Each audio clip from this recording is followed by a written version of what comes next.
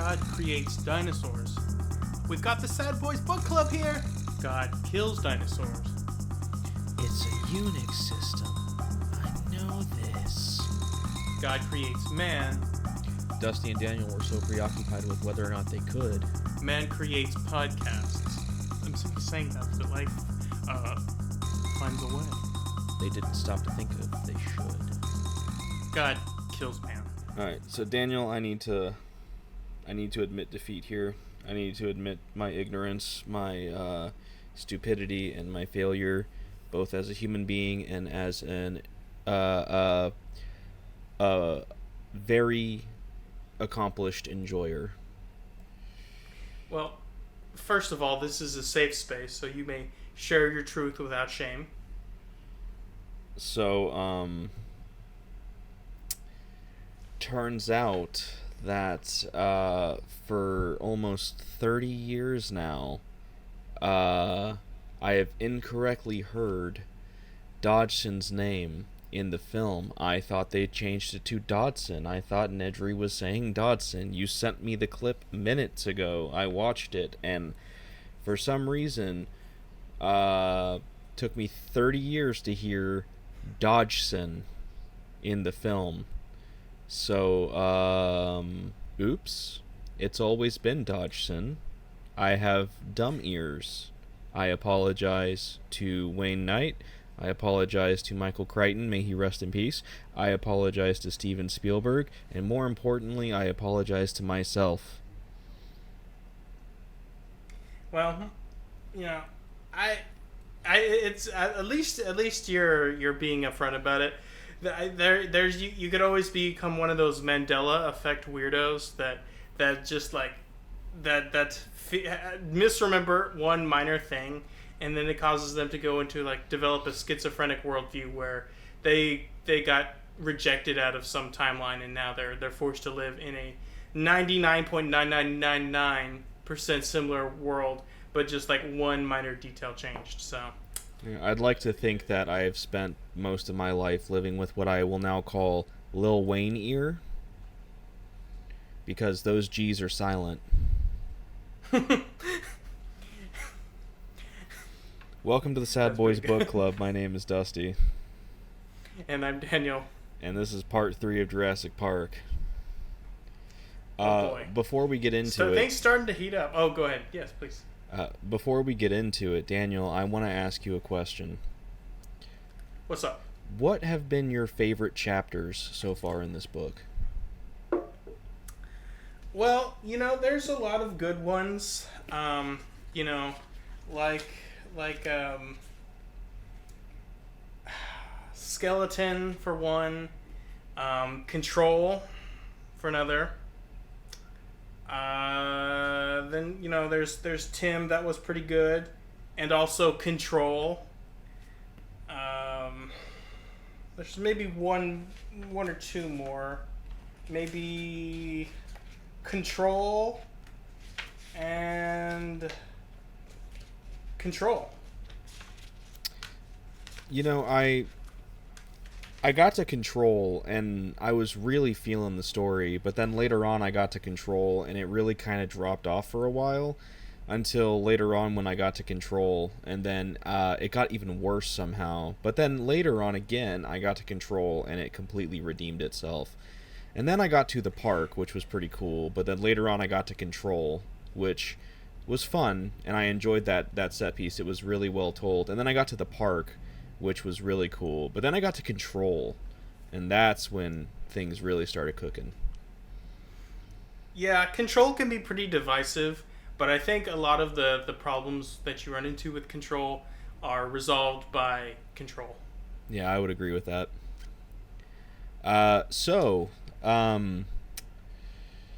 Let's see, where did we start in this one? We started with Tim in the Jeep in the tree after the T-Rex threw the Jeep, right? So Tim's in the tree, he's in the Jeep, he's hurt pretty bad-ish. Not Actually, like he's bad. in a Land Cruiser. Oh my goodness. Wow. That's one of the weird changes in the book and the movie that are kind of inexplicable. In the movie, they're Jeeps, and in the book, for some reason, they're Toyota Land Cruiser. In my defense, with the exception of the electric golf cart-like car that Grant finds near the end of our section today, every other time a vehicle has been mentioned in this section, it's been Muldoon and the Jeep. So forgive me for saying Jeep instead of Land Cruiser. Look, I'm just saving you before the nerds come and they come to roast us alive in the chat because we got one minor detail slightly wrong. Well, anyways, he's in the Land Cruiser. And he's in a tree, and he's like, this ain't good. Watch is broken, takes that off. Seems like an unimportant detail, but I guess not. And okay, there's the scene in the movie, yes, we're doing this again, and we're doing this minutes in, I understand, where Grant has to go up and save Tim from the tree in the movie because he's afraid of heights, which is something that is like kind of true in the book, but really just kind of gets brushed off almost immediately. And they have to race down the tree as in the movie it's a Jeep, as the Jeep is coming down after them. And they it's a very funny moment. They get to the bottom, Grant collapses on Tim, and it rolls onto its hood on top of them, and Tim makes the snarky comment, well, back in the car. In the book, it's Tim by himself, and he has to climb down the tree by himself, and same general thing is happening. The Jeep's coming down after him, and he makes it down, and he plants himself against the base of the tree, the trunk, and it just misses him, and he has an encounter with, was it the Stegosaurus that comes toward him? Yeah, I think it was the Stego. And he throws a rock at it and gets it away, and so then he goes... highly rude. Stegosauruses are very nice. He should know. I know many of them. Yeah, Tim should know of all people. He's got dinosaurs on the brain. You know, dinosaurs are really only supposed to be appreciated by young children, so... Yeah. It's a good thing that dinosaur on the brain is a very benign affliction. So I think Tim will be okay as he gets older. Anyways, goes back up to the road, and no one's there. A car's tipped over. He can't find anyone. He's screaming for his sister. He eventually finds her inside a drain pipe at the side of the road, and she's refusing to come out. She even calls She's basically catatonic. Yeah, basically. And he notices she calls them aminals, which is something she hasn't done for a long time. So her brain has kind of regressed to that of like a toddler state due to the trauma of the attack. And he's eventually able to kind of coax her out. Is it because he found her bait? No, it's because he said he's just going to sit there, and then I guess that causes her to be like, alright, cool, and then she comes out. And I guess Grant had found her off page, so to say, and was out looking. I was gonna say, yeah, we start with Tim, but Grant has already found her, and he's off looking for something. Yeah, so Lex is calling out for Grant, and he hears her and comes back. Which, interesting how Lex calls out for Grant, and he immediately comes back being like, oh, thank God you're both safe. But when Tim was standing on the road shouting at the top of his lungs for Lex, Grant didn't hear him. Weird detail, but whatever. He's like, well, I'm not Lex, so I'm going to keep on with what I'm doing. Someone's shouting for Lex. Am I Lex? Nope. Okay, better keep looking for Tim. So yeah, Grant got hit pretty bad by the Rex, as we mentioned at the last one. Slashed his shirt open, not too deep of a cut, and he was able to put some leaves on it to clot the bleeding. And he's a little sore, but he's good. He's good to go. And what's the smart thing to do? Just rub some dirt on it method. Basically, but it's dinosaur dirt. Well, dinosaur leaves, so you know it's good. Technically, all dirt is dinosaur dirt.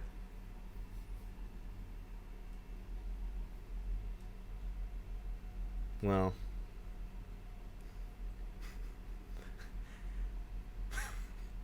I'm trying to think of a clever comeback to that.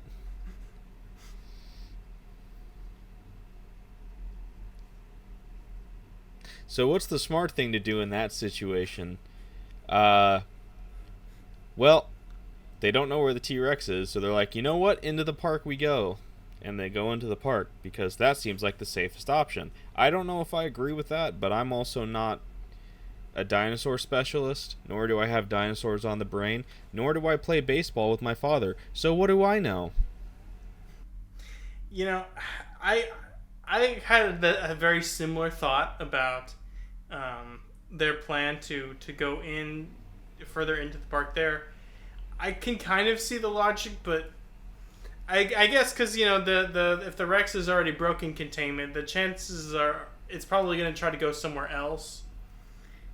So I guess that kind of makes sense, but I don't know. Personally, I might just try to follow the road, or just maybe like off to the side, like get in the ditch, get in the jungle a little bit, so you're not like just like such an easy target, but like I don't know. I would try to at least keep an eye on the road to just have a general way to feel like I'm navigating somewhere. Mm-hmm.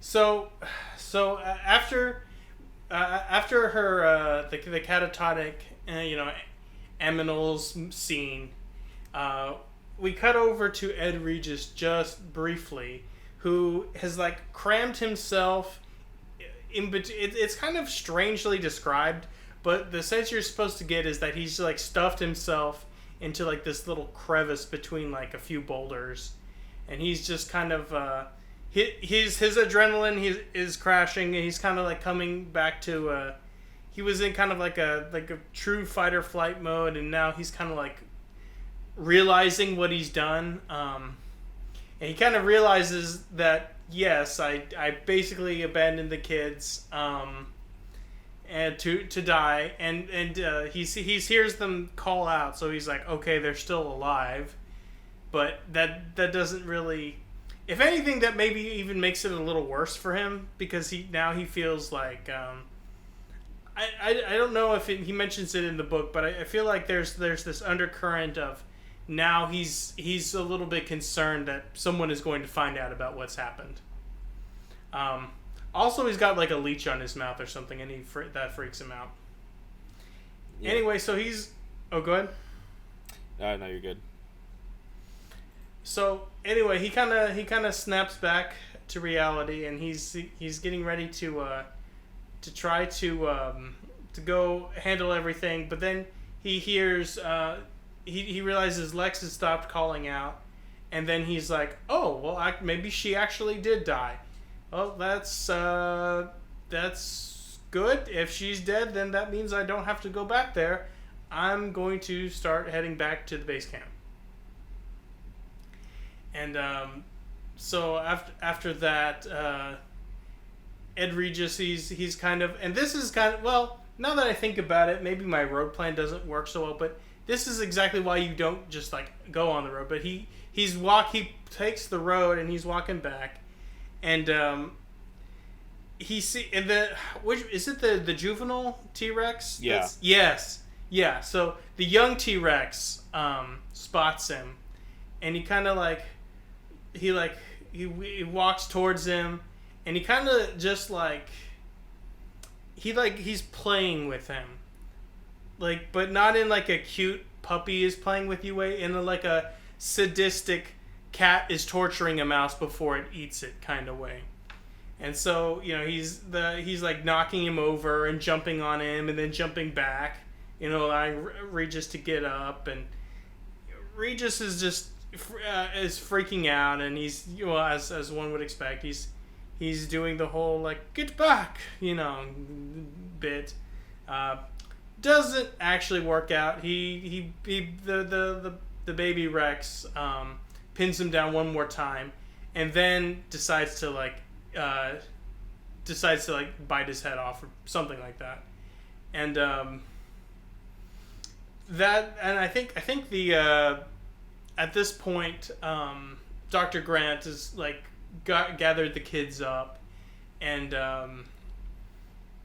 gathered the kids up and was checking them over, and they're kind of like talking about what they're gonna be doing, and they hear all of this stuff happening, and then they basically, I think Tim is wearing his night vision goggles, and like he's doesn't want to see the Ed Regis get finished off, so he like turns away really quickly, and it kind of like swings, and I guess the night vision goggles aren't like secured, and they fall off, and they bounce off of something and hit the ground, and the baby Rex hears that sound and then starts coming to look for them. One thing really quickly that I want to hit here before we go back to the control room actually is that Dr. Sattler and Dr. Harding are and I think Gennaro are in one of the vehicles, and they hear over the radio this garbled transmission that is indicating that the tour cars are stuck and that they need to go get the Jeep, or Muldoon wants to get the Jeep to go pick them up on the way home, and or to bring them back to the base. At this point, I don't think Dr. Sadler and that group, I don't think they really realize what's happening. So they're not sure why Arnold is like he's so freaked out about things. So they're like, okay, well, I guess if it's that big a deal, we'll go back.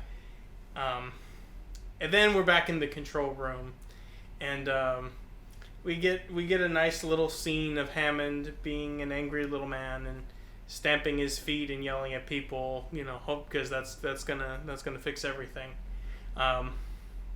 Actually, I think Arnold, in fact, makes a comment about that, and not like a thing that he says out loud, but I think it's like Arnold thought, and he's thinking thinking about how people in management they think yelling and screaming will change things, but really, especially when you're dealing with tech,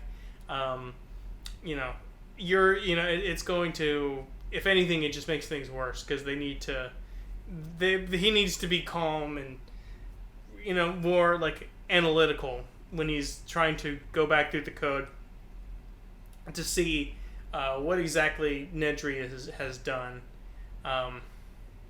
So I think then that's it's a pretty short sequence, because then we're right back out to Muldoon and Gennaro. That's right. I'm just, as I'm flipping through here, Muldoon and Gennaro went together, and they're going out in the Jeep, and they see a leg, in the middle of the road. And they notice it has one of Ed Regis's shoes, and so Gennaro's freaking out, but Muldoon is he's kind of in his element here, so he's just like examining the limb, and he notices kind of interestingly that the limb was not bitten off necessarily, but it was kind of just like torn off. So it just. This is Crichton is not really a blood and guts guy so much, but he does get, in moments like this he does paint often pretty vivid kind of gross pictures, but anyway they see the leg, and shortly thereafter they see the crashed Land Cruisers. And so Muldoon, he's poking around the wreckage, and Gennaro is reacting normally. He's kind of the audience insert. He's like he's shocked and horrified, and but Muldoon, he's being very analytical, and he sees Tim's watch, which, as Dusty mentioned earlier, actually has some relevance, because he reasons that if they found the broken watch, it's a good indicator that at least Tim is of sound mind and body enough that he's able to make the determination, I don't really need this watch, it's broken anyway, and that he's at least reasonably in good shape. So so Muldoon kind of starts doing a little bit of tracking Gennaro, of course, he's also he's a little bit of a pessimist, and he's not really sure that that anybody survived. And this is kind of a moment where we kind of see Gennaro. His character kind of starts. I would say he starts a different arc here, whereas before he was kind of like sleazy lawyer guy. He kind of starts a semi-redemption arc in this latter part of the book. And he kind of like has this realization in this moment as they're gonna go look for the kids that he's like, I have to get out of here, and I have to go back to the law office, and we're gonna close down the park. Anyway, so they're just kind of tracking, and they're not able to like get a really good read on where the kids went, but they're increasingly convinced that both kids survived. So they're getting ready to radio back to try to organize a search of the entire park when they hear Malcolm wheezing in the bushes, and they run over to him, and they see he is in shock, and he's pretty badly hurt, but he's still alive. So they basically they come to the conclusion like, well, obviously it would be good to get the kids out and Dr. Grant, but we can't find them right now. We do have Dr. Malcolm here, and if we leave to go find the kids or do anything else other than just bring back Malcolm right now, he's going to die. So they go ahead and just, in that moment, they make the determination, we're just going to try to get Malcolm back and get him stable. So they're loading him up, and they talk to him a little bit. And Malcolm basically says that one of the last things he saw, or last things that he remembers, was that at least Lex had survived the attack. Because the T-Rex, if you remember from the last episode, had kind of attacked their car before spotting Malcolm and then chasing him and then flinging him up into the air and all that. But that's really all he remembers, because he pretty much blacked out shortly thereafter. Anyway, so they get back, or we cut back to, I think this is Control again, and then No, Daniel, it's Control. Yes, it's not Control again, it's Control. Yeah. We have Hammond, and he's kind of like eating some ice cream, as he is wont to do, when Gennaro kind of like bursts in. And Gennaro's like a little appalled that he's just eating ice cream, and everything is basically just the whole park is basically in total chaos. And Hammond he does this thing here. He's like he's downplaying the danger and downplaying everything that happened, even though a couple scenes ago he was freaking out and stomping around. But he's like, no, it's just a little breakdown. There was like a storm, and it's kind of sad that Ed Regis, he's dead, and Malcolm got a little injured, but it's gonna be okay. Arnold, he's doing everything that he can up in the computers, and Muldoon's gonna figure out the kid situation pretty soon. Meanwhile, with Arnold, he's having to look back at the code, and at this point we start to see Dr. Wu start to kind of like pop in a little bit. I thought this was kind of strange, like this idea that Dr. Wu becomes like the secondary computer guy. Well, I think that does track, because in the introduction it talks about how scientists have become more modern, I guess. They use computers. They don't do it for the science. They do it for the money, blah, blah, blah. So it does make sense that, at least as far as I understand it, that Wu is a little more tech savvy than I guess you would expect for a scientist, especially since the DNA has to be done on computers, and he has to have like higher computations going than just physical lab experiments. So I can buy it. Yeah, well, I mean that's all well and good, but they're like looking at code, which I can buy a scientist or anybody really being like tech savvy enough to like go through menus and like figure out like GUI software, So there's, although that probably wasn't really much of a thing now that I think about it at the time this book was written. But to go into the code is kind of interesting anyway. It's not impossible, but I thought that was, I think it was just, if nothing else, it provides like more than one character, and it's not just Arnold was staring at the screen frowning, the whole time.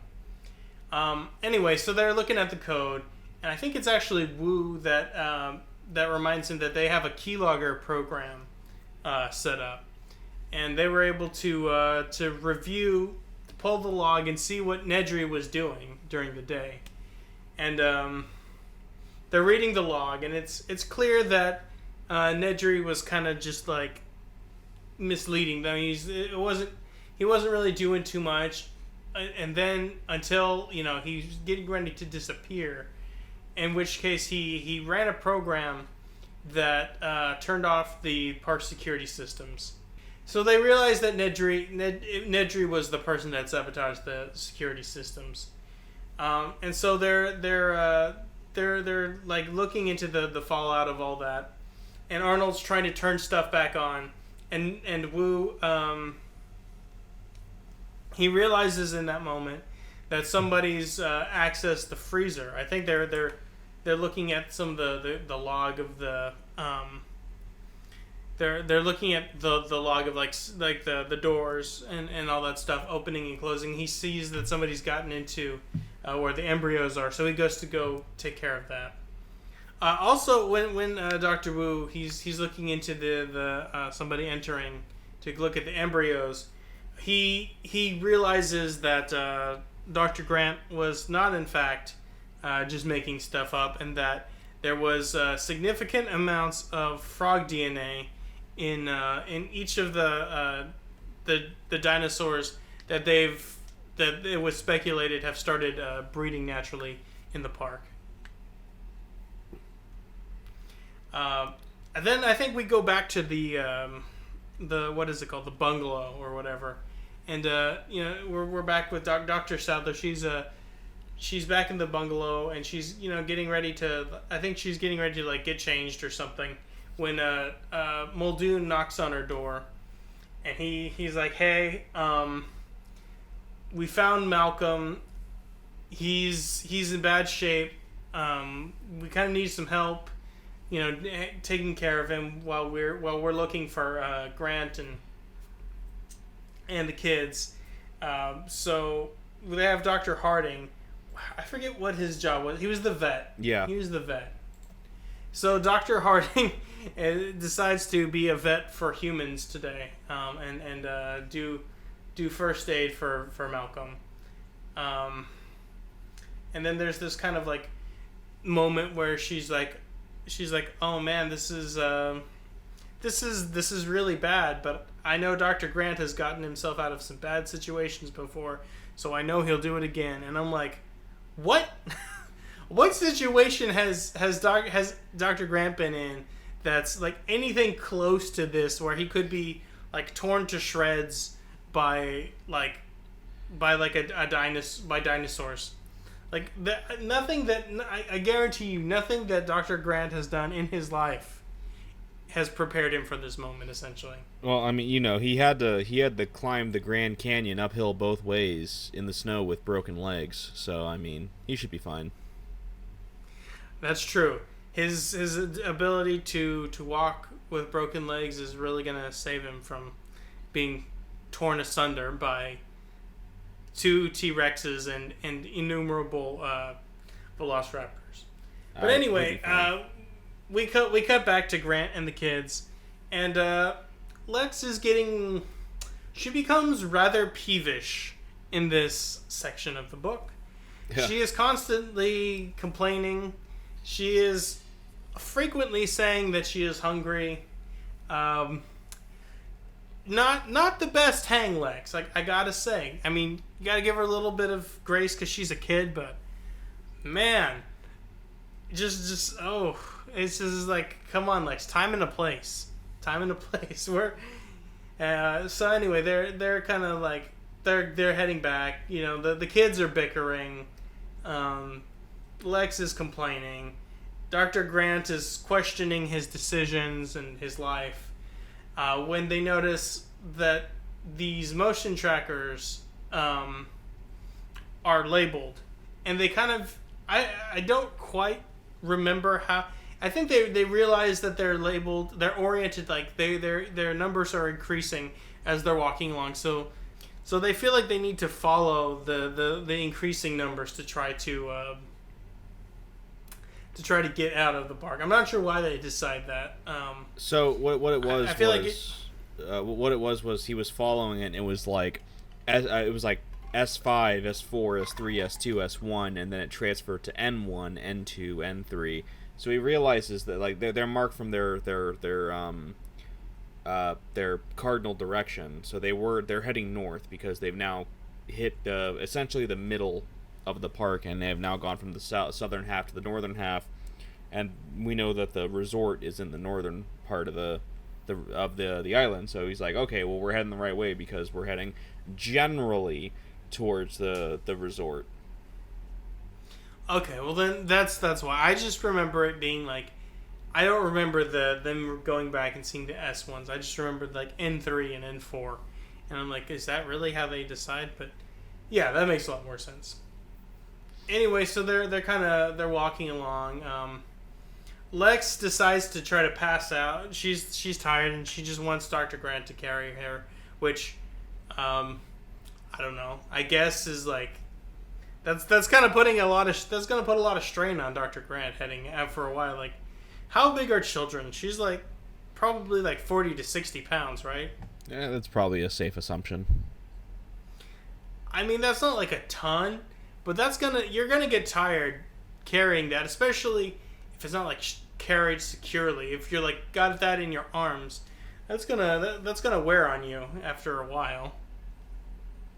But anyway, they kind of have this as a moment where Dr. Grant and Tim, they're kind of going back and forth, and we learn a little bit about each character, and we kind of learn about their inner life. Tim is talking about how his parents are getting divorced, and it's been kind of hard on the kids, but he is kind of like he's made his peace with it. He doesn't really get along with his dad, so he's just kind of okay with it, and he kind of insinuates that Dr. Grant and Dr. Sattler are going to be married at some point, and Dr. Grant's like, no, my wife died a long time ago, and Dr. Sadler, she's engaged to a doctor in Chicago, and Tim's like, huh, okay. And then they're basically they keep going, and is this the part where they find the they start looking for the shed? Yeah, so they're gonna he climbs the tree and he sees the shed. That's right. Dr. Grant he climbs the tree, which Lex is freaking out over, and he's like, "No, it's okay. Let me just climb the tree, and I'm gonna find us a place where we could stop and rest." And so he sees a shed around half a mile away or something like that, in between, like just outside of like where the Tyrannosaurus area is. And so they get there, they get to the fence, and they climb over the fence and into the moat, and they eventually make their way, and they go into the little shed, and basically they collapse from exhaustion. I think if I remember correctly, Grant makes this decision because I know there's kind of like a time crunch because they're trying to get on the radio so they can radio the boat like, hey, don't dock anywhere because you have dinosaurs on your boat and you need to stop. Was it like how many hours did they have left at this point? Was it? I want to say it was something like 12 or 15 or something. How long the trip was gonna take? No, like how long? Yeah. Well, I guess technically, yeah. They were like, I forget how they calculated it, but Dr. Grant was like, oh, it's going to take them a certain amount of time now that they've left the island to get back to the mainland. I think he asked either Regis. I think he asked Regis, and Regis told him like 18 hours. Okay. Well, they have a decent amount of time, like 15 to 12 hours. So Dr. Grant's like, okay, well, I'm exhausted and injured, so I'm just gonna crash here in this maintenance shed, and he kind of like drifts off to sleep. Right. So at this point, Arnold he's figured out the kill code, so to say, for Nedry's well, what do you call it? A white rabbit. So he activates it. It's a sneaky little thing because when you activate the kill code, it deletes all of the code that associated with it. So if Nedry would have been able to get back and activate it, he would have essentially wiped all trace of his subterfuge. So they do that. It gets the system back on, and things start kind of popping up. They see that the lights are coming back on. The motion trackers are back on. The lights start blipping up to show the dinosaurs. But they see that there's like 3 spots where the fence is down. One of which being when the T-Rex knocked it down and did the attack. And, it's like, okay, we're going to have to tackle these problems as we can. Some of the dinosaurs have now been displaced, so that's something we need to deal with as well. So yeah, at this point, they can't see Grant or the kids, and Gennaro decides he's going to go check on Malcolm. Malcolm is hopped up on a lot of morphine and is in good spirits considering. Basically, he's just like, yeah, this morphine's great. Could do with some more. Probably going to die, but you know what? It's all good. You got to just kind of take what you can get. And they reference this thing called the Malcolm effect, which we'll get a little more info from in a bit.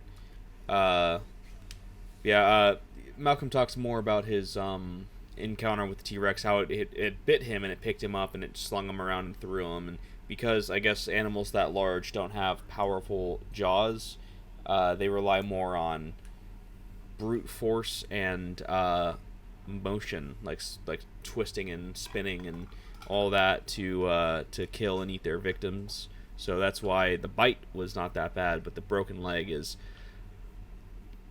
a lot worse. So, yeah, at this point, Muldoon, he goes out with a crew to fix one of the fences. A tree fell on it, and nobody listens to the experts because they're supposed to have these plastic and like ceramic parts for like the wires and whatnot to hold the tree up, so that what happened doesn't happen, which was a metal wire hit the fence and caused a short circuit. Whatever, it shouldn't be a tough fix, but these people don't listen. This could have been avoided. So yeah, Arnold, back in the control room again, Arnold is talking to Gennaro, and he's explaining the Malcolm effect, which is basically, it's almost kind of like a Murphy's Law, but for computer systems, or just maybe systems in general, on how, like, basically things are going to go wrong. And so if in the movie there's the whole bit where Malcolm is explaining chaos theory to Ellie, and he uses the whole thing where the drop of water on my hand, the chaos is that you don't know where the water is going to fall down your hand. It's actually Arnold explaining that to Gennaro and using that to talk about the Malcolm effect and how Malcolm their system is that drop of water basically, and the Malcolm effect is a steep drop that causes an acceleration of the droplet of water in this metaphor. And if that happened in the system, it would cause an absolute system collapse. That would be catastrophic, to say the least, for the park. And Arnold is being very, very snotty in this part. I did not care for his tone here. Yeah, he's basically just like, yeah, but Malcolm didn't take into the account that we know what we're doing, and he's just a theoretician, so he doesn't know what he's talking about. And Gennaro's like, he gave you his report, and he's like, yep, and we just promptly ignored it, because this is a living system. We have accounted for these things, so there's no way anything can go wrong, because we are smart. I was not a fan of Arnold's tone in this whole section. It was like, none of the things he was saying really made any sense to me. It was like this idea that he's like living system versus a theoretical system, and living systems are more predictable for some reason. It's like, what? Are you sure about that? I don't know. Yeah. It was pretty baffling. Arnold's hubris in this moment after getting snowed by like the world's most mediocre con man in Nedry, and then, well, he makes a huge mistake here that comes to light later. We'll get to it when we get to it. Yeah.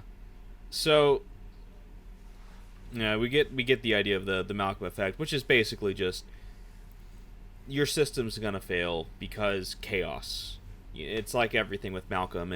There's not really that much of an explanation other than because chaos. So, whatever. It is what it is, I guess. So you just have to believe that Dr. Malcolm is smart. They don't actually do a very good job of explaining anything about the math or the underpinning stuff. You just kind of have to believe that Dr. Malcolm is very smart. Yeah, Michael Crichton kind of handles Ian Malcolm in a Ian Malcolm is very smart. Source, trust me, bro. Which, I mean, he is. Like, Malcolm is very correct in, like, every sense. Like, everything happens the way that Malcolm fears it will. So Malcolm is, like, in a metaphorical sense, Malcolm does get the last laugh in this novel. But a lot of it, at least as I understand it, is very much a trust me bro kind of thing. It's fine though. It's fun to read Malcolm because he's such a fun character and he's so ridiculous that it's just like, yeah, you know what? I trust you. It's cool. Whatever. But anyways, yeah. So Harding and Hammond are overseeing relocations of the displaced animals, and Hammond is being his own Hammond self, where he's just like, I'm going to tell you what to do even though I have no idea what I'm talking about and you're the expert, but I know better than you anyways. And Harding is pissed off at Hammond because Hammond is Hammond, and basically they relocate one of the animals and Hammond is just trying to micromanage it as managers do. He's a little shithead. That's basically that. Back in the control room, Arnold notices that the T-Rex has knocked down the fence to the sauropod. Was it the sauropod? What? Yeah, it was a sauropod. Yeah, the sauropod paddock, which is, if you've been paying attention, it's where Grant and the kids are right now, and they're like, it's gonna kill one of the Hadrosaur. Yes, that. Hammond's just like, no, you can't kill one of my dinosaurs. Go get it right now. And Muldoon is like, yeah, how you want me to take that T-Rex down? He's like, you got weapons? And he's like, yeah, I asked for 3, and you made me only get 1. And Nedry took it. So, this is your problem, Hammond. Like, you're just gonna have to deal with it because you're a little bitch and you won't let me do things the way correctly, so now you're gonna have to deal with the consequences of that. And Hammond's just like, this ain't over, Muldoon. And Muldoon's like, yes it is, and he leaves. But of course John Hammond has to have the last word because he's a little shitheel, and so yada yada yada. John Hammond sucks, Muldoon's awesome. That's the real crux of this. And I remember I didn't have like a super strong opinion on Muldoon the first time I read this book. Um, I like him a lot so far now. Like this time around, I like him a lot more than I remembered liking him. Muldoon has always been one of my favorite characters in the book, and there's a lot as to why, other than him just being a general badass that doesn't really give a shit about what Hammond says, and he's going to do things his way, and he's going to get results. And there's a bit we'll cover in next week in the final episode of just an example of Muldoon being an absolute badass and just he's so cool. I love Muldoon in the book. I like him in the movie too, but I feel like it's not that he gets underutilized in the movie, it's just he gets utilized differently in the movie, and it works for the movie, and it's great in the movie, and it's sad in the movie, but yeah, Muldoon is just, he's so cool in the book, and he's just, I don't know, I love Muldoon in the book. He's such a great character, and we'll talk more so about why in a little bit here, and also next week.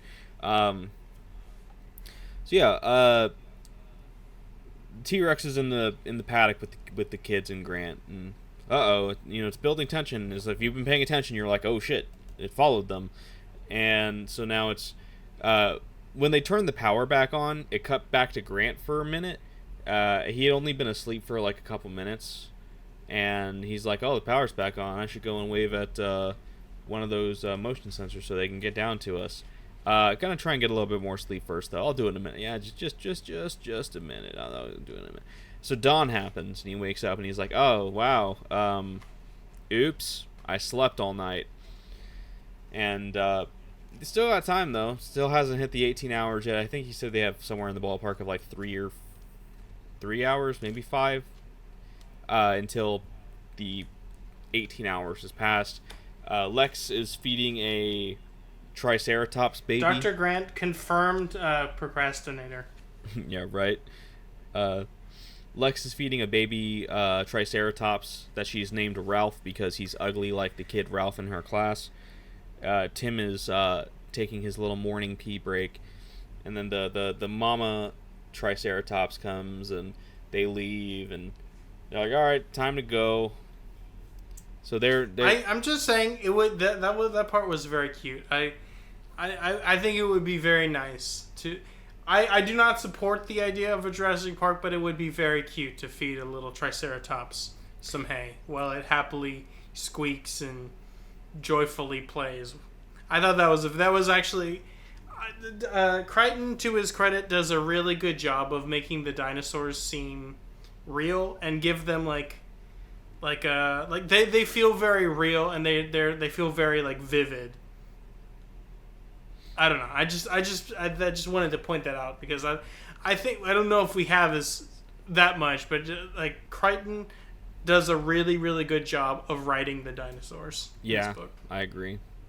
I said previously, and I stand by this, that the idea of Jurassic Park could theoretically work as long as you kept it with just the herbivores. And yeah, as Hammond says, I think Hammond says later on, or no, it might have been, no, it was Arnold. It was Arnold to Muldoon later on. The T-Rex is the biggest attraction. That's what people are going to want to come for. And it's like, yeah, realistically, people in that situation would want to see the raptors and the T-Rexes, which I feel like part of that would be in our world heightened because of Jurassic Park. But even still, that notwithstanding, generally speaking, people are going to want to see the big dangerous thingies. So I get it, but I feel like even still, if you were able to genetically create dinosaurs, like I said, if you made it just the herbivores, it'd be a lot more manageable. Any problems with the animals themselves would be a lot easier to fix and handle than having gigantic walking kill machines that are, let's be real here, generally speaking, much higher on the food chain than us, unless we are loaded for bear against them, which you have to come more than loaded for bear, loaded for T-Rex. Ha ha ha. Which of course John Hammond is not down with. To pull a Malcolm here, I just think that there's no way, there's just no way to know fully what bringing back an extinct species like a dinosaur that is so distantly removed from our world that I just feel like you're just opening too big of a door. Something like a kiwi, or like a Tasmanian tiger. Is that the one that went extinct? I don't know. I think so.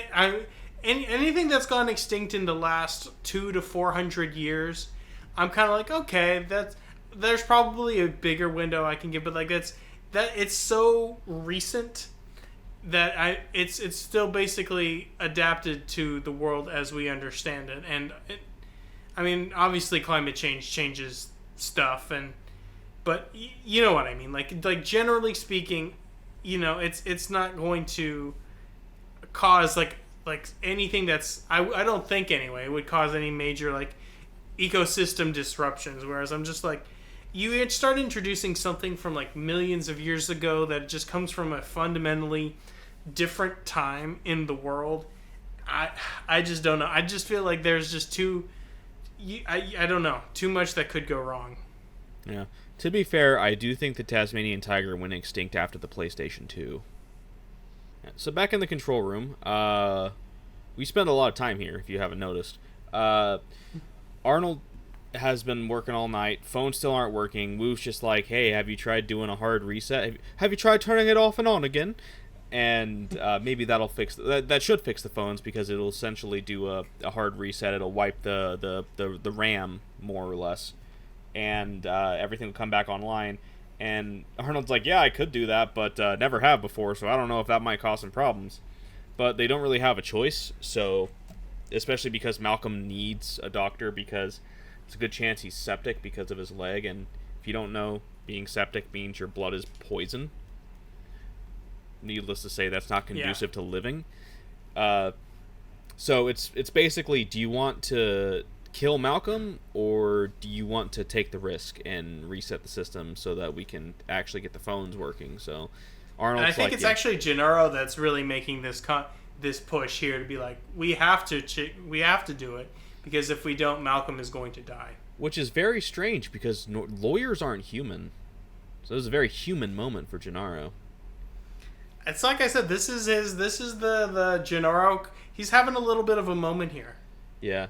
I do like Gennaro in the books. In the movie, he's just, generic lawyer man who gets eaten on the toilet. But book Gennaro, he's okay. I think he kind of redeems himself by the end. He is kind of annoying, like the standard stereotype of a lawyer at first, but he kind of brings it back around. Yeah. So he does that, and the system reset. They have to do all of they have to manually turn all of the systems back on one by one, but it looks like it has worked. So, yay! Jurassic Park is officially back online, more or less. And so now Grant and the kids, they're like, all right, we should be in the clear. We gotta get back to the place. We gotta warn them before the boat and all that, the raptors, yada yada. And then suddenly, boom, all of the duck-billed hadrosaurs just start piling out of the woods or the field or whatever. It's a massive stampede. And T-Rex is causing it. It's chasing them down. So Grant and the kids have to run, and they essentially throw themselves on these boulders as a form of cover. Which I ain't anybody who's ever been in a stampede before, but it seems like at first they put themselves up against the boulder and then climbed up later. And yeah, generally speaking, I feel like animals are going to move around the obstacle in their path, but if one didn't really have that like coordination, or something happened and it slammed into the boulder, that's the giant creature slamming into them instead. So I feel like the best... Well, one doesn't it? Like, it like scrapes against... If I remember correctly, one... Like, they mentioned that one bounces off the boulder. Yeah, I think it like bounces off the side. Yeah. And one's like tail slaps into it later on too, and it like leaves a blood mark. But like I feel like the best course of action would either be to get on top of it as soon as possible to avoid that possibility, or get up against the opposite side of it, because there's going to be that space. They're not gonna come around it and then immediately cut back in along the boulder. There's going to be that gap past the boulder where the gap closes. So I feel like if they put their backs against the boulder on the opposite side, that would probably be the safest spot for it. But what do I know? I've never been in a stampede, so I'm spitballing here. Well, to be fair, you're not a paleontologist. I am not. I also don't have dinosaur on the brain, and I also don't have a dad that loves me. So what do I know? And you're also not a fan of the Mets. No, I'm not. Could have let you slide if you were a Mets fan, but maybe. So yeah, the stampede passes. They're like, okay, we gotta take cover in the trees. So they go up into the trees, and Grant really slacking, man, really slacking on the job here as a babysitter. He falls asleep again. Jeez, man, you have one job. Dr. Grant taking some L's here in this portion of the book. No, Dr. Grant's taking some Z's here. So he wakes up a little later. There's a dinosaur. I don't remember what kind. I'm bad with these names. It's like a Maya Taisasaur. It means mother something. Yeah, it was like the good mother dinosaur because they found it and it was like close to its young or something like it was something like that. Something that didn't seem very impressive, but I guess is impressive. It's the type of dinosaur that never needs to go out and get a gallon of milk at 9 o'clock at night. Let he who has not made cookies at 9 o'clock at night cast the first stone. So Grant has the realization that it's more of a reaffirmation of the realization that some dinosaurs require movement in order to see, like frogs. So, which, I mean, it doesn't look like the T-Rex got the frog DNA, though, because it was only the ones that were able to breed, and the T-Rexes weren't one of the ones that were able to breed. So, I don't know how that applies, because even they say later on some dinosaurs don't see without movement, and others apparently can. It kind of picks and chooses based on Dr. Wu's unintentional meddling. So these are one of the ones that it works like that, and Grant tests it by essentially fucking with it. He coughs, and it's just like, what's that? What's that? What's going on? What's going on? Who's there? Who's there? Okay, it's nothing. And he goes back to eating. he goes like straight up Skyrim guard. Who's there? Must have been the wind, with like an arrow sticking out of his head.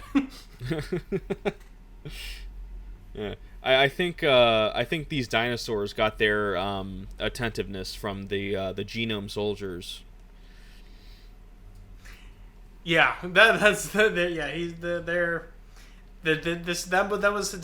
Dr. Wu's sideline. His side hustle was creating the genome soldiers. Yeah, Lex ain't having any of this. She's impatient. She's like, I'm getting down, and that's the end of it. So, you know, they scare the dinosaurs away because Lex is a little impatient, a little child. And Tim's like, hey, that building we were in had a raft. We could take the river. That would be cool. And Grant's like, yeah, that would save us a lot of time, actually, because the river would be faster than walking, and it would take us... He remembers seeing on the map that it would take them close to the resort anyways, so... Let's do that. They go back to the building again. There's no raft, and Tim's like, "Oh, I figured there would be." And Grant's like, "You didn't see one?" He's like, "No, I just assumed." But Grant finds a blueprint that shows that there is a down by the lagoon, there is a house that has raft storage, so they're gonna head down there. I thought that was very strange. Is like this idea of like, I just assumed they would have rafts. Is like, what? Why would you assume they have rafts? Like, have you ever been to a national park where they're like, or not a, more likely like an amusement park or something like that? Why would he? I just don't understand why he would assume they would have rafts. That's why I was with the kids. I was like, wait, you don't know that they have rafts? Because it's just, I don't know. That's just such a weird thing to assume. Yeah. So they go down there to try and get to the house, and there's bad smell, and there's a stench in the air, And I just the imagery that Crichton uses to describe this, I just find it really funny. The T-Rex is passed out, sleeping against a tree, with the half-eaten body of the the hadrosaur. That one. And it's passed out, but it's sleeping with its eyes open, and its jaw it's like slack jawed, and it's snoring, and I don't know, just the imagery of it sitting on its basically sitting on its ass with its back against a tree, eyes wide open, mouth slack, just going like, just snoring. It's just I don't know. It's the least intimidating way to see a T-Rex, I feel, and I just get a chuckle, and it gets its little tiny arms to swat. So it says it swats at like all of the flies that are flying around its face. As we see T-Rexes in the movies and things, their arms are super tiny. I'm just imagining that its arms still couldn't even reach its face, so it's like waving its hand like fruitlessly in the direction of its face, but still coming up like a couple feet short, just going like trying to like wave the gnats away. It's probably not how it works. Exactly how it happens. I don't know. Again, this is kind of what we were saying earlier. It's just he writes these dinosaurs with a lot of personality. Yeah, but I've alluded to it in the past. This is one of the more memorable moments in the book for me. It has been since my first time through it. So he finds a raft, inflates it.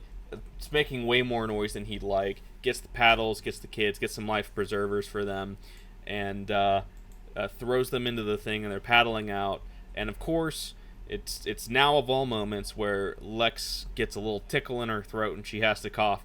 And I swear to God, this girl's got some lungs on her, because that cough probably was heard in San Jose the way that Crichton writes it. Like, Jesus, I've never heard a child cough that loud before. Like, how does, he was a doctor. Yeah, how does an inflatable raft breaking open, slamming it in the ground, all these things make less noise than an 8-ish-year-old girl coughing? Man, just got. I have some relatives that are teachers, and they've told me that too. They're like, kids cough in the most dramatic way possible. They're like, yeah. You know, they'll like embellish it. They make a whole production out of it. So, in a weird way, it kind of rang true to me. Like this idea of this kid having like the worst cough of all time. Yeah. What's that? There's a T-Rex that's actively stalking us and trying to eat us on our trail? Well, better just really emphasize this cough that I suddenly have. Like, man, Lex is she's really inconvenient. She's kind of a liability in this portion. She's not really she's to put it in a term she would understand. She's below replacement level here. So of course that wakes the T-Rex up. Grant's just paddling as fast as oh geez, this sucks, gotta get out. And man, just once again, great imagery from Crichton here. The T-Rex sees them, gets up, and starts walking into the water, basically reenacting that scene from Pirates of the Caribbean. They're just walking all along the bottom of the ocean until it gets too deep, and then it just starts swimming like a crocodile. You just see its head peeking out over the top of the water. You occasionally see its tail swishing the water up, and it's just closing the distance to them. And it's like, man, that's just terrifying. Imagine how powerless you'd feel in that situation. Just like, ugh. Yeah, that would be. He does. Yeah, it's just like reading back this section this time. I remember enjoying the story the first time around, but he really does a great job of like building this sense of like impending dread, you know? Yeah.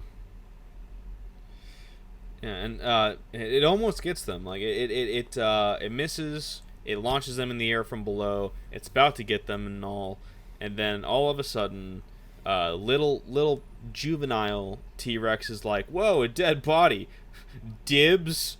And the adult T-Rex ain't having any of that, so it's just like, I'm about to have a new meal here, but I ain't about to let that little asshole steal my kill. So, bleh. He's like, I ain't about to have that little asshole steal my kill. So just turns around, just rockets back, and just chases him away, and that gives them the time to escape. Yeah, basically they are saved by the young T-Rex, because the way Crichton was writing it, it was like basically they were dead. They were like a minute or less away from death, and they have Deus Ex Tyrannosaurus Rex here. I was gonna say Deus Ex Juvenile. Yeah, basically. Yeah. In the meantime, Muldoon and Gennaro make it to the paddock where the stampede happened. They're just looking around for any signs of the T-Rex. They don't have any plan right now. Just let's find it. In the meantime, Arnold has been searching for Nedry's Jeep that he took with the cameras and all that fun stuff. He finds it and he sends them to it, and they find Nedry's body being taken over by the compies. And man, Muldoon just doesn't care. He just walks over, grabs his rocket launcher, puts it in the car, just like, all right, let's hit it. And Gennaro's like, what are we gonna do? What about him? And Muldoon's like, what about him? It's like, you know what? I'm with you, man. Fuck Dennis Nedry. Like, dude's caused a majority of the issues that are happening right now. Let the compies have them. Yeah, like he is incredibly blasé about if anything, you're actually kind of underselling it. How much he was like fully willing to let Nedry just be eaten, his corpse anyway. It's very interesting. Just he has a very that kind of like action hero-esque like indifference to life and death kind of thing going on. You know, I don't know. He's kind of got like a Clint Eastwood in The Good, the Bad, and the Ugly type situation going on here. Yeah, but yeah, at this point they're going down the river. The Grant and the kids, their kids are bickering as you do. Are we there yet? Etc. Etc. Yeah. Oh, I wish Dad was here. Oh, Dad doesn't even like you as much as me. Like, just kids going through a divorce. It's what you do. And the river is taking them to the aviary, as Grant realized earlier. They're getting closer to it, and he remembers they talked about how there was going to be a lodge in the aviary, and he's like, maybe they'll have a phone and we can call them. So that's kind of the plan right now, is to just make a little quick stop there, try and get a phone, then get back on the river and head to the head back to the resort. In the meantime, Arnold is now talking to Malcolm on the phone. Malcolm's being his Malcolm self. And he's just, he's like, oh, you can't find the dinosaurs or Grant and the kids? Maybe it's because your system's stupid. And Arnold's like, no, my system's great. It covers 92% of the island. And he's like, yep, that's what I mean. Maybe the dinosaur and the kids are in the 8%. Arnold's like, that'd be stupid. Why would they do that? And he's like, well, I don't think Grant would do that unless he was forced to, but that would make sense why you can't find him. And one of the areas that it doesn't cover is the river. What are the odds? So that's Malcolm assumes that's probably where they're at. Once again, one of the few times Malcolm shows his work, so to say. Yeah. So once again, Malcolm generally is always right. He was like half right, half wrong when he was like, dinosaurs will absolutely get off the island, and they already have. But those baby killers weren't the dinosaurs. Don't worry about that. It's just a little baby flu. So he was wrong about that, but right about the dinosaurs. But he's generally been right about everything outside of that little blemish. So, if Malcolm says something, it's probably right. We get another case of Arnold in the control room.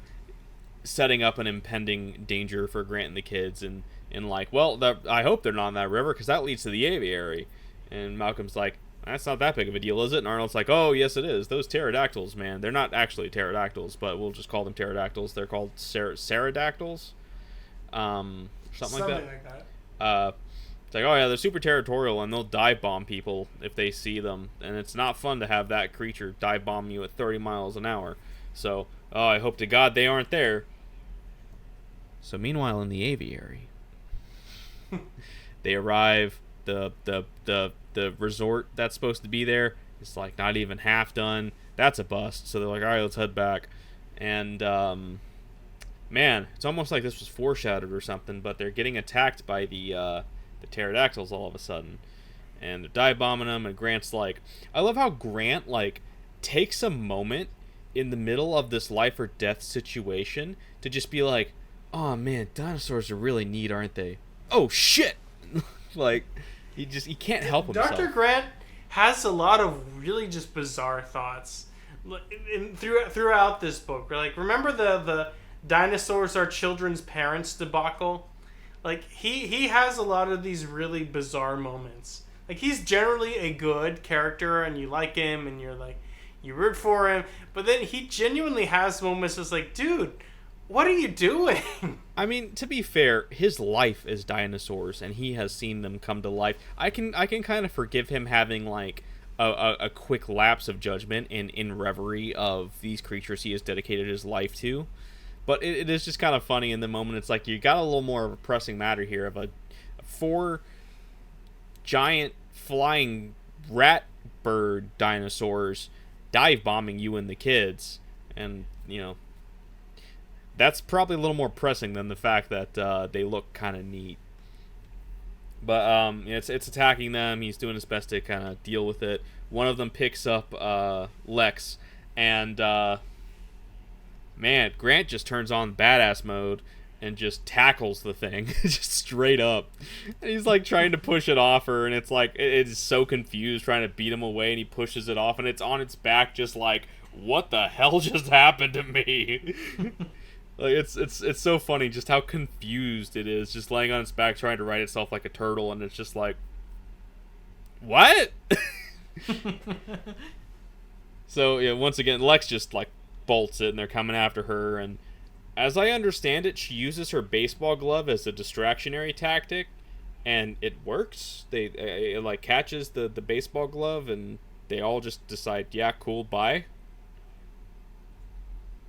Which it's like, all right, cool, we're gonna eat this bot, thanks, good enough. Thanks for the big old ball of leather. So that's how they deal with them, and she's all pissed about it. Oh, they ate my super special strawberry baseball glove. Oh, I hope Daryl Strawberry. Daryl Strawberry. The player was. I don't do the baseballs, so I'll take your word for it. I didn't really know who he was as well. This is kind of neither here nor there. This is just sometimes I listen to my Discover Weekly on Spotify, and there was this really weird rap song. It's like it was like a lo-fi beat background, and then it goes into this rap, and I just there's this one line that I feel like I need to share with you. It was just so bizarre. It was like, sweeter than an Ichigo, that's a strawberry. I hit it at the park like Daryl Strawberry. That was like the only part of the song that I really paid attention to, and it was just like, what? Some just really. I'm like, are these bars valid or are they whack? I gotta go with whack here. That was so weird. Huh. I didn't know Ichigo meant strawberry. I mean, obviously Ichigo Kurosaki from Bleach, the main character of Bleach. I knew that, Ichi... I don't know if it's Ichi or... I know Ichi is 1 and Go is 5, and, like, you could put that together to make 15, and Ichigo in Bleach is 15 years old at the start of it, and go is also, I think, can be used for guardian or something. I'm not fluent in Japanese. Forgive me if I'm getting some of these details wrong, and I don't know why I'm going on a Bleach tangent despite you saying Ichigo. I just had to look that up because I was like, does that mean strawberry? I know he's called the death strawberry in that because he's got strawberry blonde hair. I didn't know that meant strawberry. Interesting. Thank you, Vapor God. You added some Japanese knowledge to our podcast. Yeah. So they get back on the boat, on the raft, and on they go.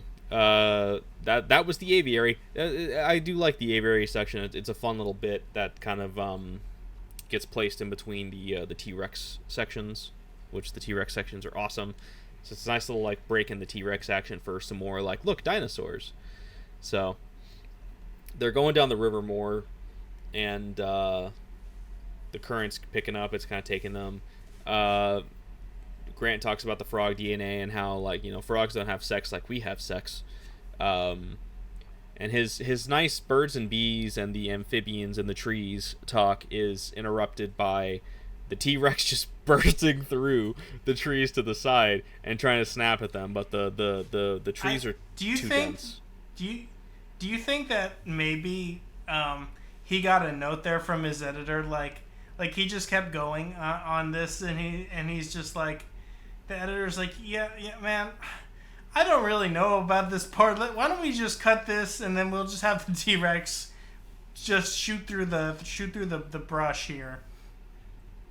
I imagine his editor got the notes for this section of the book, and he's just like, oh god, I got to stop Mikey from doing this. So he's having a meeting with him. He's reading the chapter out loud, and the editor's just when he feels like the time is right, the editor just bursts out just with a T-Rex mask, and he's just like, wah, and he's just like, that's a good idea, and that's just kind of how he just changes it. But yeah, the T-Rex. I'm sorry. No, go ahead. Yeah, the T-Rex bursts through. It can't get through to them because the trees are too close together. It's too thick, and it can't really fit through. So it admits defeat and just keeps going down, trying to push in more and more. And the river's way too narrow for Grant to do anything about it. So it's just like, oh, geez, hope this thicket holds. And then as they're going, they start to hear hooting. I don't think we talked about this so much during the Nedry's death scene. I don't remember if we did or not. But the Dilophosaurs make hooting noises. And Lex makes a comment, sounds like owls. So once again, we get Michael Crichton building the tension with the if you know, you know kind of thing before it happens. I think that's one of his strongest... the strongest aspects to his writing is he does a good job of setting up these tense scenes, kind of are most of his books thrillers of one stripe or another? I'm not sure. I've only read Jurassic Park, so I'd like to rectify that down the line, but as of right now, it's only been Jurassic Park. That's fair. Yeah. So now we get the great philosopher Ian Malcolm and the importance of humankind and their ancestral primalities as opposed to the degradation of the human condition due to advances in technology, which aren't really advances in technology. He's just kind of waxing philosophical to Ellie. Yeah, he's the guy is hopped up on morphine, and he's like I want to say 70% right about the things he says. His analysis, his historical analysis has its positive notes, like the end of feudalism and how he talks about that, but he's fundamentally misattributing a quote unquote belief in science as a way to explain the end of feudalism, which I would not regard that as the reason why feudalism ended. I think. But he correctly identifies that the feudal institutions were not really able to handle the emergent crises and contradictions that sort of the emergent capitalist system were bringing. but he kind of he imputes that to science, which just it doesn't really make sense. I mean, science is a part of it, right? So you think about the rise of like humanism and rationalism and what we call classical liberalism, like that kind of stuff. And science is a part of it, but it's like an ingredient. It's not the whole dish. You know what I mean? Yeah. And then he kind of like, yeah, it's really more like capitalism and the advent of like Enlightenment thinking and like liberalism that kind of really like a proto-liberalism, I suppose, that kind of like brings feudalism to an end. And it's kind of like, I don't know. Then he kind of compounds this idea that he refers to the idea of science as being the new hundreds of years old idea, because he was talking about back in the part where he's waxing about feudalism. He's like, feudalism had been around for hundreds of years, and then it could no longer handle the contradictions, and then science came along, and now science is the old idea. And it's like, well, now science is the old idea that doesn't fit the world. And it's like, well, not really. It's just that the systems of governance and the existing ideologies are no longer really able to keep up with the contradictions arising from the state of the world. And I guess in those times, you can't really point the finger at something like capitalism or like the way that, I don't know, like the existing forms of government in that time period, just because based on the time it came out, it was like came out during the Bush 1 era. So right, so I'm sure like a lot of people saw that and they were like, well, you know, you see the collapse of like the end of the Cold War. You're like, well, there must not be any alternative. So there must be some. If it's not our system of government, it must be something else. So I don't know. That part really struck me as very weird. It's like, again, he does, but that's not to say he's entirely wrong, right? Because he makes some good points. Like, science can tell us how to make pesticide, but cannot tell us not to use it, which is very true. Like, and I think really that's the crux of his point. So yeah, rather than science is a liar sometimes being the take you should walk away from it from, I think it's really more when you look at specifically the milieu of Hammond and his park and like this greed and this ideology. I think if you're gonna point to anything like not causing the decay and collapse of society, I would point the finger at something like that rather than this abstract idea of science, quote unquote, or, you know, I don't know. That's just what my takeaway from that whole spiel is. And so, like, not wholly wrong, but it's a little bit. I thought I don't know. I didn't fully agree with his analysis there, yeah. And I'm not sure whether that was like just Dr. Malcolm talking or whether that's like a little bit of like, because I feel like in a few points, Crichton uses Malcolm as kind of his, I don't want to say his self-insert, but kind of like a mouthpiece for some of his ideas. You know what I mean? Yeah, he uses Malcolm to soapbox a bit. A little bit, yeah. Yeah. I will say, Ian Malcolm would be a champion at r/anti-work.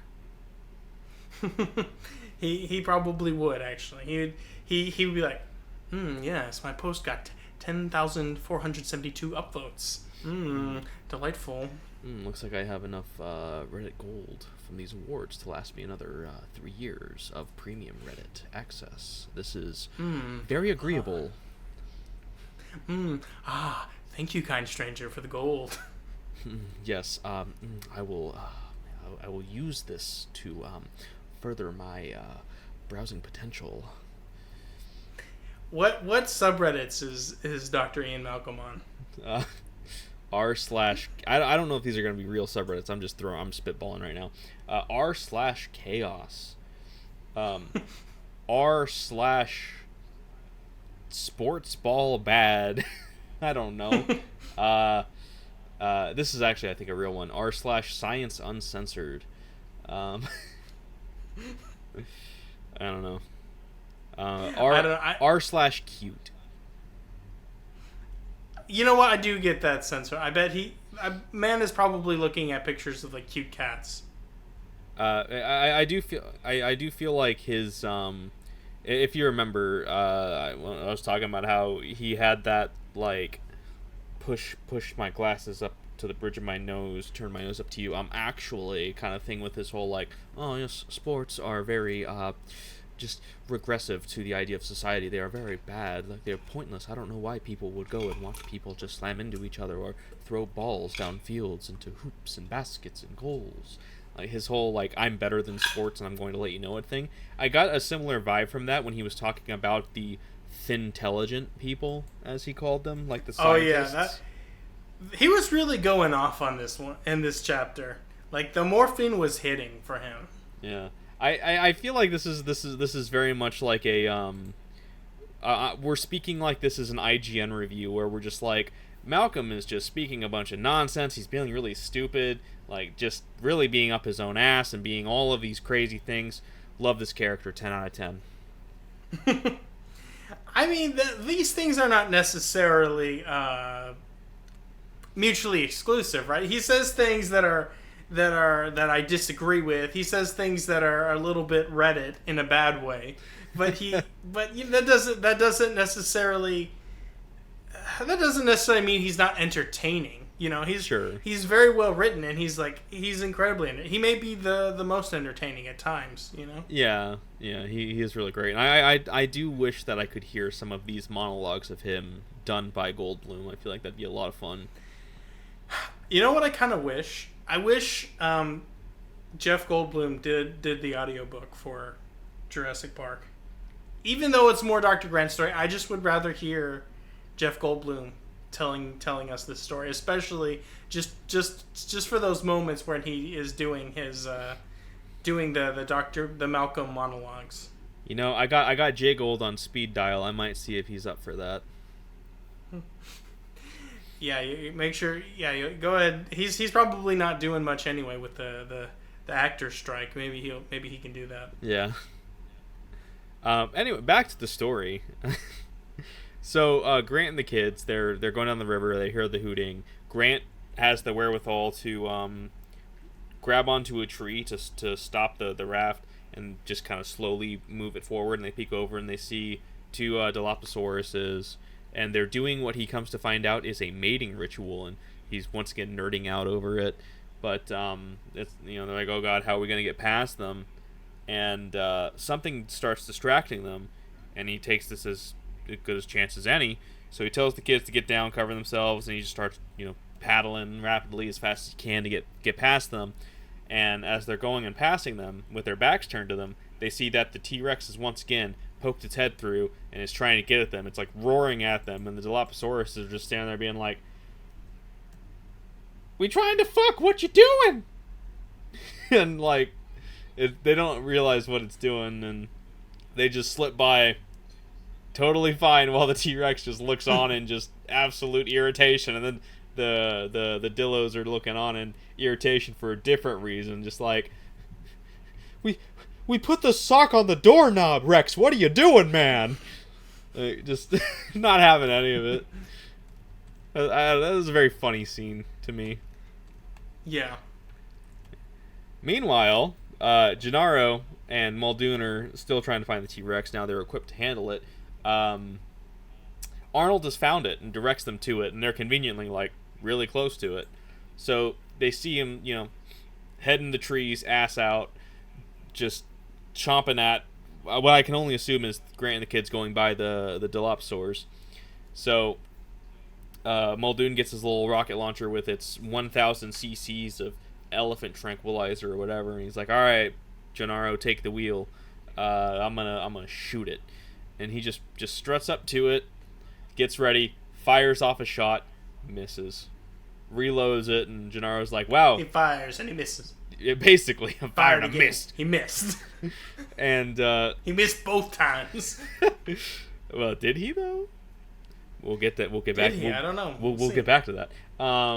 Yeah, Gennaro's just like, wow, you missed, and Muldoon's like, oh, this darn red dot sight, darn laser sight, it's not working. And Gennaro's like, yep, sure, okay, bud, you missed. And he's like, yeah, I missed. So he fires again, and Gennaro's like, wow, man, good job, you missed again. And he's like, I didn't think I missed that time. And Gennaro's like, oh, I think you did. And he's like, well, damn, I guess I did. T-Rex is like, the fuck is going on behind me? Turns around and is like, oh. Starts chasing them, and Muldoon's like, go, jumps in and drives off. And oddly enough, the T-Rex is like, that's right, you keep running, and just turns back around and leaves them. Which earlier Muldoon told Gennaro that T-Rex could easily outrun them in the Jeep with on this type of terrain. So yeah, I was thinking about that too. I was like, I guess he must have really just wanted to eat Lex specifically. Yeah. I mean, if I was that, I get it, man. I get it. She's kind of a brat.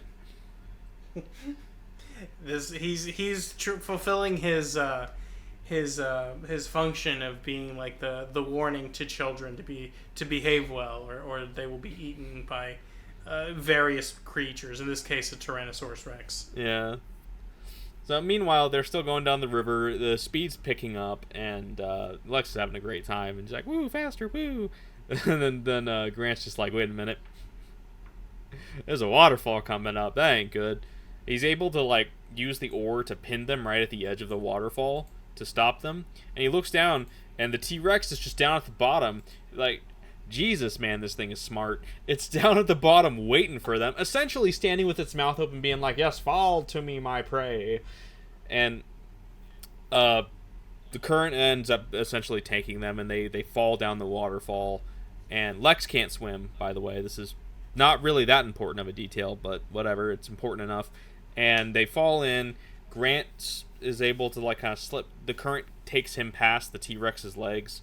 He gets onto a rock. He pulls Tim over to him. The T-Rex has something. It turns out to be Lex's life jacket.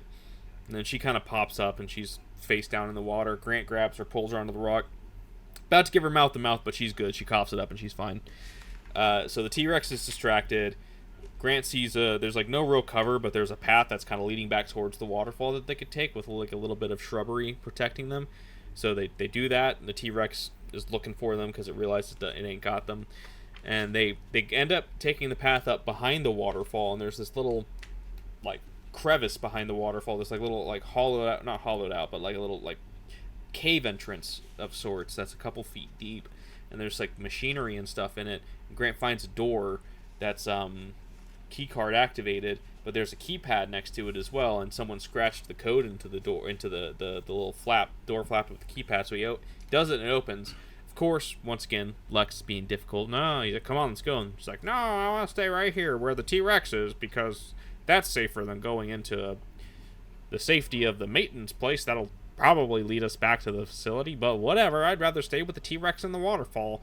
So Grant's like, all right, fine, I'll be right back. Goes in, door slams behind him. So now, and there's like no handle, so he's essentially locked in, and is just gonna rely on the kids to figure out how to open the door if he wants to get out. But he sees that there's an electric car there, which is great. Didn't mention this. This is kind of important. Way back, totally forgot to bring this up. My bad. Back when they were like getting going to get the raft and whatnot.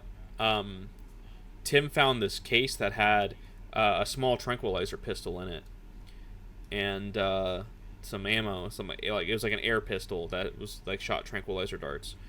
So he hears some creatures in the tunnel, and he sees something jump at him, and he fires a shot off, and it's a baby male velociraptor that he hit with the trank, and he's just like, oh my god, it's a naturally bred male velociraptor infant. I can't believe it. This is my life this is my dream come true. And then he's just like, oh man, that's right. I also have some business I need to attend to. So he heads back to the door to see if the kids can try and like figure it out. He can kind of hear them. Meanwhile, they're shouting for him like, oh no, what's going on? And then T-Rex roars, shoves its snout past the waterfall, and we see it poke through. It's like sniffing around for them. It can't see, obviously, because only its snout's coming through behind the waterfall. And once again, just I gotta say again, Crichton does such a great job at like really setting these scenes, because I get such a great visual of what's happening, to the point to where there have been times in this book, this isn't necessarily one of them, but I still get a really strong visual representation in my mind of what's happening. But there are times in the book where I'm reading it, and I honestly, because it's been a long time since I've seen the movie, it's been like 6 or 7 years, maybe more, I can't remember if this is a scene that happened in the movie, or if I'm just, Crichton did such a good job with the book that I'm just imagining the scene with the actors from the film, and it's kind of like taking that spot for me, and I'm remembering it as being in the movie despite it not being. Once again, this scene in particular, it's not, but my point being is I am able to draft that visual aid because of Crichton's writing for this scene so well that in my mind it might as well have been in the movie for as well as I can visualize it. Yeah. But yeah, it's sniffing around for them. It shoots its tongue out, and it's like trying to like find them with its tongue. It finds Tim, and it wraps its tongue around his head. Which, can we talk about that tongue? Like, oh my god, just the fact that it has that much control with it, that it can just wrap its tongue around his head a couple of times and start pulling him into its mouth with it. He could tie a knot in a cherry stem with that tongue. Yeah, right. But yeah, there's nothing Lex or Tim can do. It's slowly pulling him into its mouth. This is it. This is the end of Tim. Pour one out for our boy Tim, 11 years young. He died as he lived, with dinosaurs on the brain. But no, boy, this book would be pretty metal if that's how it went. But no, it suddenly it slackens, and the T-Rex's jaw clamps down on its tongue, and it's I almost called it a beak. Its snout slowly starts to recede from the waterfall. For the kids, I imagine this is a really confusing thing. Like, all right, that was strange. Won't take a gift horse in the mouth, but that's weird how that happened. But we know better. We know that Muldoon did not miss that second shot like Gennaro said he did. No, it was just slow acting. So now that second tranquilizer shot is finally kicked in, and the T-Rex is down for the count. So woo. And that's it. That's the end of our coverage for today. We've now hit the end. Yeah, that was quite an exciting end there. It's just like this scene, and obviously I knew that Tim survived, but it was just like you really feel for him in that moment. I don't know. It's how is he gonna get out of this situation? Yeah, and also just thinking about how gross that would be, because if you remember how like disgusting they described like how just rancid the T-Rex's mouth and breath are. I don't know. Mm-hmm. Just horrors beyond comprehension kind of situation there. Absolutely. And like it's the whole sequence with the T-Rex stalking them and chasing them throughout the entire park. This whole section is one of the reasons why I think the book just it's just above the movie for me. It's scenes like that, and one that we will be getting to next time for the final quarter of the book. It's just these action set pieces that the movie could not realistically do without being 3 or 4 hours long. It's those little moments that elevate the book for me and make it to where it's just that much more fun of a read, and why I love the book so much, even more than the movie, which as I've said many times, I absolutely adore. Yeah, and also just kind of thinking out loud here, a lot of these scenes, like, that would have been very difficult to do, with the CGI of the time, Yeah. There might have been a way to do it practical, but it still probably would have been pretty expensive and taken a lot of time, and the movie is pretty tightly paced as it is, that having the T-Rex stalking them is... It really would have hurt the pacing, I think, overall. Yeah. Yeah, definitely certain choices had to be made. But yeah, all in all, this is a great section of the book. We're ramping up to the finale here. The Grant and the kids are about to make it back to the resort. Um, we've had a shocking lack of velociraptors. Not like I'm implying or foreshadowing anything. No. Things are gonna finally start kind of coming to a head here as we hit the final bit of the book here, and I'm really excited for it because man, my favorite scene is coming up soon, and I'm so excited to get back to it. Yeah, I'm very excited. I don't know, just I know I've said this every time. I'm sure listeners are tired of hearing me say it, but I've been enjoying this so much. I don't know. I really like this. This might be my favorite book that we've done so far because it's just so fun. It's just so interesting. I don't know. It's a great read. Highly recommend. Yeah. I'll go more into it next time as we give our final thoughts for the book as a whole. But I don't know if I'm quite there yet with it being Leviathan Wakes for me. As you know, of course I'm saying this because I'm such a fanatic for that book because I fell in love with it so hard. But it really is hard to kind of compare the two. It's hard for me to say I like one more than the other because they're so drastically different, despite both being science fiction. Mm-hmm. I mean, one's very different kinds of science fiction, though. Yeah, one is interstellar space travel with a virus that can destroy humanity, and the other is an island of dinosaurs. Yeah, it's in a certain way actually. Jurassic Park is kind of like a more classical almost science fiction, and the Leviathan Wakes is. I mean, it's kind of based in like the atomic age, golden age of sci-fi kind of stuff. Yeah. But it is a more modern take on that kind of stuff. If you think about it, though, Jurassic Park actually kind of works as a prequel to Leviathan Wakes. How do you mean? Jurassic Park takes place in 1989, and Leviathan Wakes takes place in like the 24th, 25th century. Yeah. Well, I guess from that standpoint, it's true. Technically, Jurassic Park could have been a prequel to Leviathan Wakes. Yeah. You heard it here first, guys. We're crafting brand new literary theories. Anyways, I think that's gonna do it for us today. Yeah, it's been fun. Looking forward to seeing you guys next time. Once again, this has been Daniel. I'm Dusty. And this has been the Sad Boys Book Club. Thank you, everybody, for listening, and we'll see you next time. Take care.